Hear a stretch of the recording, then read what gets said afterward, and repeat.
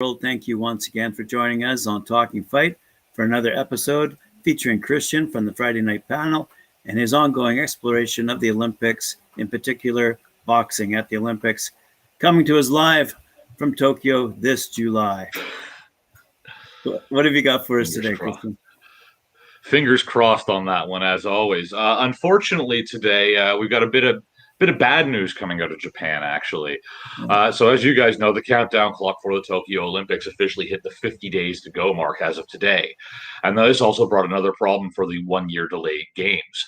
So about 10,000 out of the 80,000 unpaid volunteers for the Tokyo Olympics and Paralympic Games have told organizers that they will not be participating when the games open on July the 23rd. Organizers have said that some have dropped out because of worries about COVID-19. Few volunteers, it should be kept in mind, are expected to be vaccinated by the time of the Olympics, since most are going to be having no contact directly with athletes or other key personnel, according to the organizing committee. So far, only between about 2 and 3% of Japan's total population is fully vaccinated in what has been a very slow rollout that's only just now starting to pick up steam. Conversely, though, the IOC expects at least 80% of athletes and residents of the Olympic Village to be fully vaccinated by the 23rd. So the organizing committee has said that they have not taken the time to actually confirm individual reasons, but in addition to concerns about the coronavirus infection, some have dropped out because, after taking a losing, figuring out it would be difficult to actually do the work they volunteered for and reconcile that with their normal work schedules. And other people have said that they've dropped out just simply due to a change in their own environment. Now, organizers are saying that the loss is not going to affect operations of the postponed Olympics.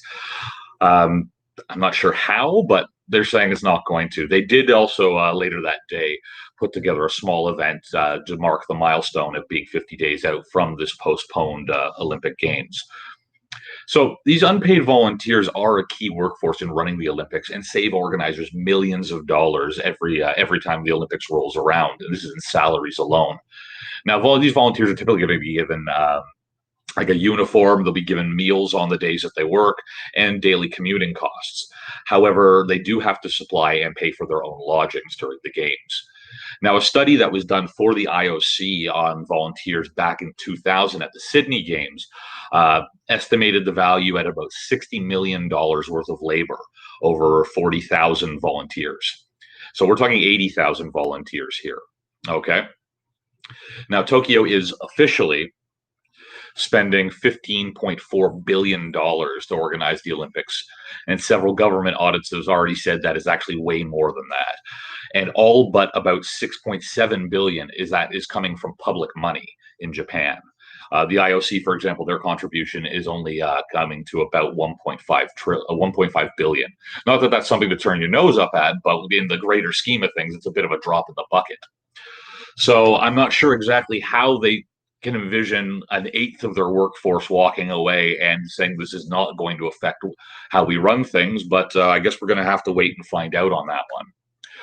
Staying in Japan, but moving out of Tokyo, a Japanese city that was due to host Kenya's Olympic delegation for their pre-Olympic training camp has canceled because of coronavirus situation in the city has now officially become critical. According to the Kenyan Olympic Committee, and they announced that late yesterday.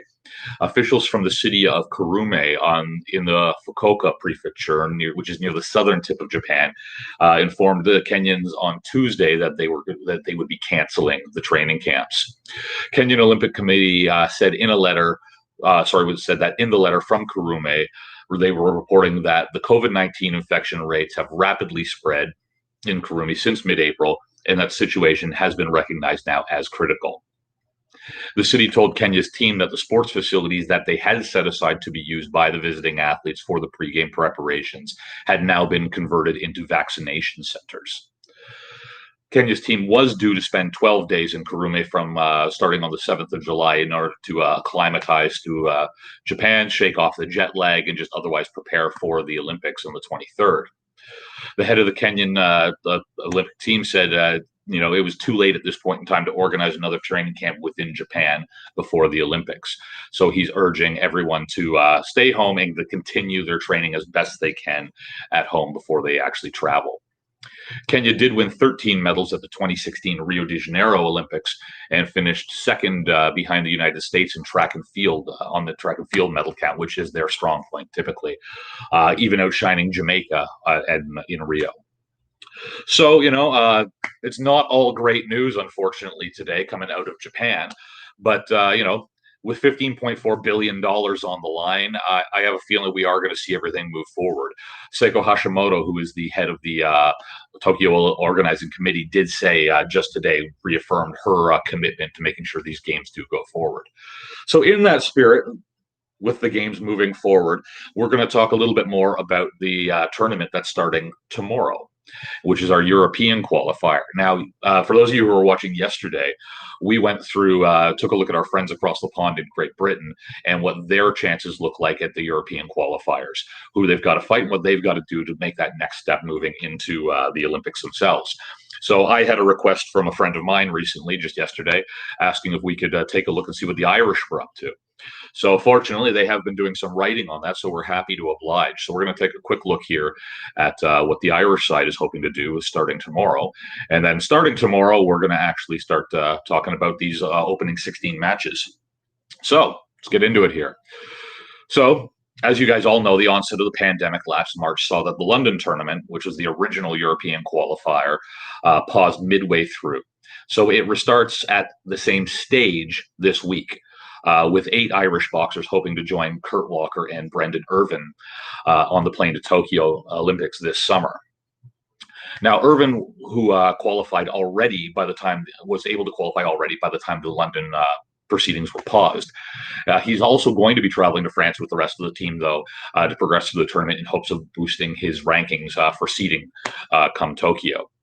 Now, Walker, on the other hand, was eliminated in London, but has banked enough ranking points over the years to guarantee himself a Tokyo qualification through the Boxing Task Force World Ranking Qualification route. Now, this is, as you guys know, is what has replaced the canceled World Olympic qualifier that was also due to be held in Paris. Okay, so let's get into them here. So starting the women's featherweights, 57 kilograms, gives us Michaela Walsh. Now, she is going to be boxing for one of 6 qualifier spots. So there's 4 semifinalists plus box offs for the quarterfinal losers. So doing the Brendan Irving approach, or qualifying the path to Tokyo way, she starts in the last 16. So Walsh is going to need 2 wins in order to progress. And she first has to beat French, European, and EU bronze medalist Mona Mestienne. And then she'll have 2 chances, both a quarterfinal match, and if failing that, then she'll also have the opportunity of a box off as well. Now, as far as the backdoor rankings route, or the Walker route on this one, now this is assuming that the entry list remains the same as it was for the London qualifier, and that's going to be the same right across for each one of these. Walsh actually has a pretty good chance of benefiting from this route. So if she beats Mestienne, then she would basically be almost qualified, and then would only miss out on a spot for Tokyo if top-seeded Russian Ludmila Vorontsova also won in the last 16, but then lost both her quarterfinal and her box off. And that's just unlikely. So she's got a good chance to be going to the games either way. In the women's lightweight category, we've got Kelly Harrington. And she likewise is going to be boxing for one of 6 spots. So that gives us, again, our semifinalists plus box off for quarterfinal losers. On the path to Tokyo route, she is also starting in the last 16, and Harrington is going to need 2 wins. First up is going to be against Poland's Anita Rygelska.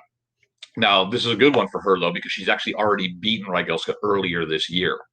So, but to go the backdoor rankings route, if that doesn't go her way, if Harrington loses to Rygelska, then she may still qualify if Finnish fighter Mira Potkinen qualifies, as well as both Swedish fighter Agnes Alexisson and Russian Ekaterina Dinik either lose both of their final 16 matches, which is highly unlikely, or both qualify, which is not unlikely.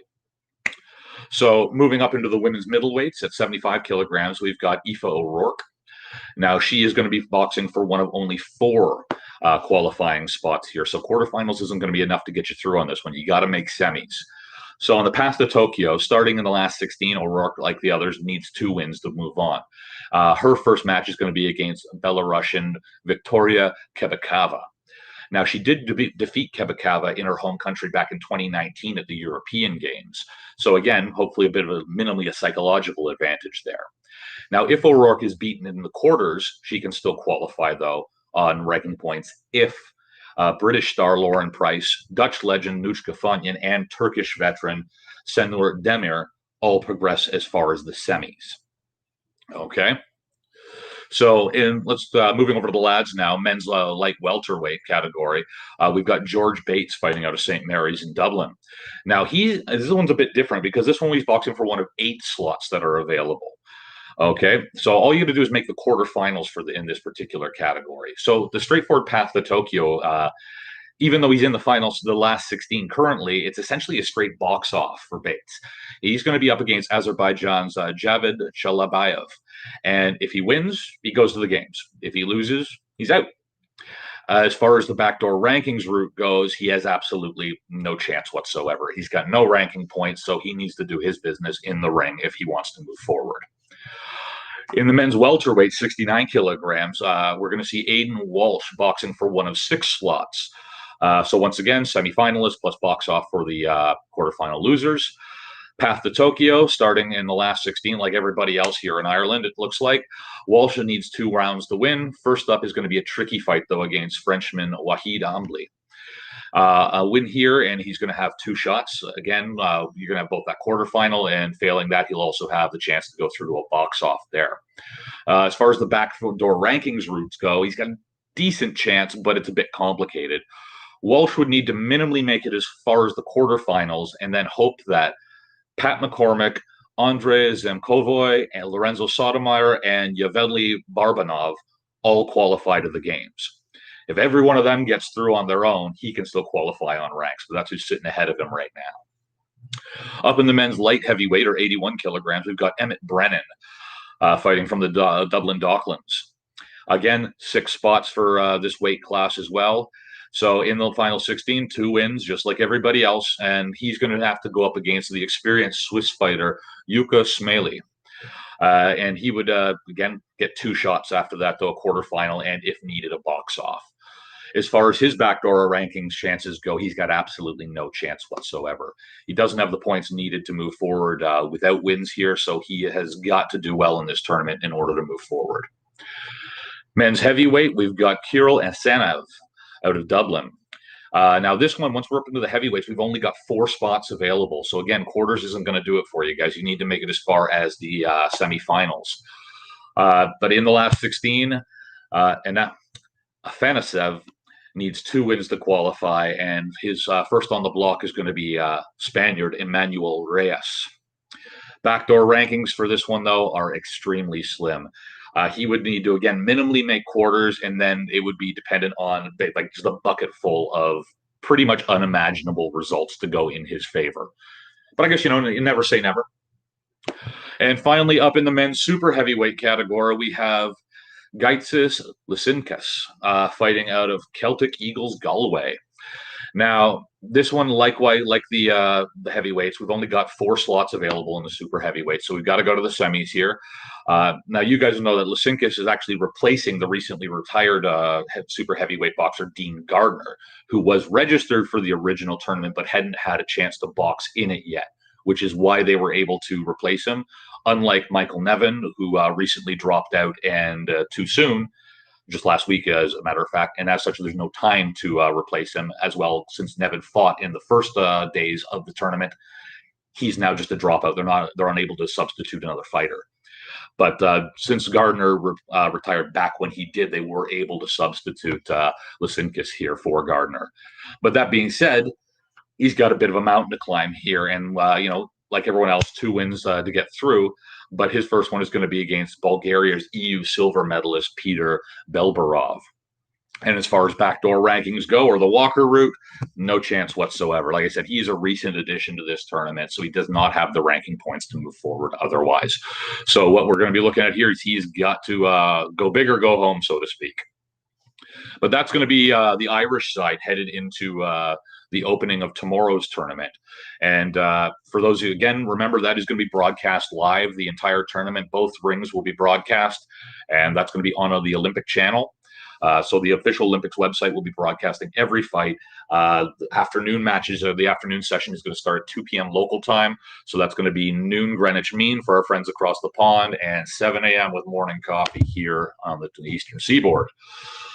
So we've got boxing to look forward to, Graham, but that's what we're looking at around the rings today.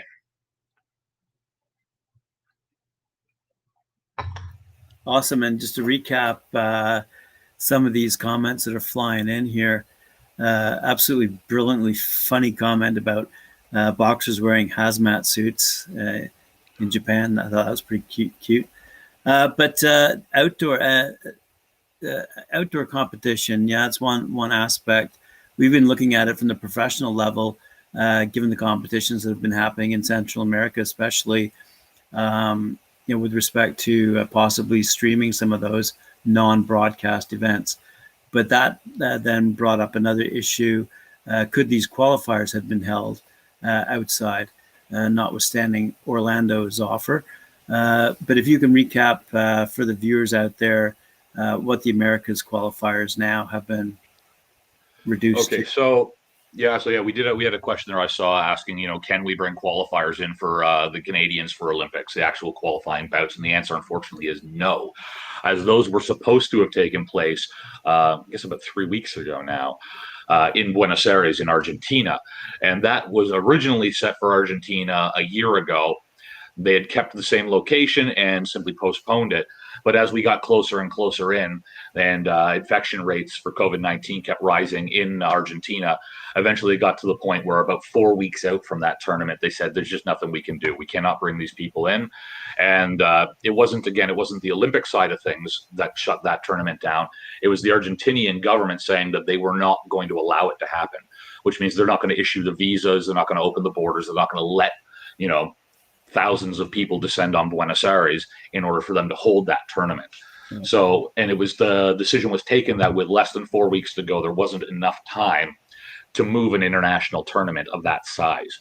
Mm-hmm. Now, they've since been proven wrong about a week later when the ASBC moved the Asian Championships to Dubai from New Delhi with less than 4 weeks to go. So they were proven wrong on that one, but that was the decision that was taken, was that there was no time to relocate or reschedule the Americas tournament. So all of the American qualifiers are going to be decided by the Boxing Task Force ranking system. Now, that's that backdoor ranking system that we were talking about with the Irish fighters. So those who didn't get through on their qualifier are going to be subject to what the ranking system would have been for another canceled one, which was the world qualifier. So over here, we just get twofold of that. We have everyone who makes the Americas qualifier based on their rankings, and then we're going to have like the top 13 people who didn't make based on rankings will be allocated, or however many it is, for their world qualifier spots as well.